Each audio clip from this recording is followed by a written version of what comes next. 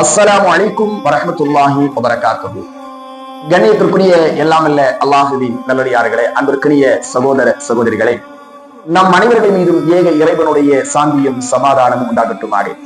அன்பின் இஸ்லாமிய உறவுகளே, அல்லாஹுவின் பேருருளால் பெரும் கிருபையினால் புனிதமிக்க ரமலானுடைய மாதம் நம்மை விட்டு விடைபெற்று விட்டது. ஷவ்வால் மாதத்தில் முதல் பிறையில் நாம் இருக்கிறோம். ஈதுல் ஃபித்ர் என்று சொல்லக்கூடிய பெருநாளை கொண்டாடுவதற்காக தயாராகி கொண்டிருக்கிறோம். இந்த நேரத்தில் நாம் சில ஒழுங்குமுறைகளை கடைபிடிக்க வேண்டும். அதில் நபிகள் நாயகம் ஸல்லல்லாஹு அலைஹி வஸல்லம் அவர்களுடைய வழிகாட்டுதலும் நமக்கு இருக்கிறது. முதல்ல, இந்த பெருநாள் தொழுகையை பொறுத்த வரைக்கும் திரளுக்கு சென்று தொழுவதுதான் நபி வழியாக இருந்து கொண்டிருக்கிறது. இரண்டாவது, பெருநாள் தினம் அன்று குளித்துக் கொள்வது விரும்பத்தக்க ஒரு செயல். அதே போன்று புத்தாடைகளை அணிந்து கொள்வதும் விரும்பத்தக்க ஒரு செயல். அதே போன்று ஆண்கள் நறுமணங்களை பூசிக்கொண்டு தொழுகைக்கு செல்வதும் ஒரு விரும்பத்தக்க செயல். அதே போன்று பெருநாள் திரளுக்கு செல்கின்ற பொழுது ஒரு வழியாகவும் திரும்பி வருகின்ற பொழுது வேறு ஒரு வழியாகவும் வருவதும் விரும்பத்தக்க ஒரு செயல்.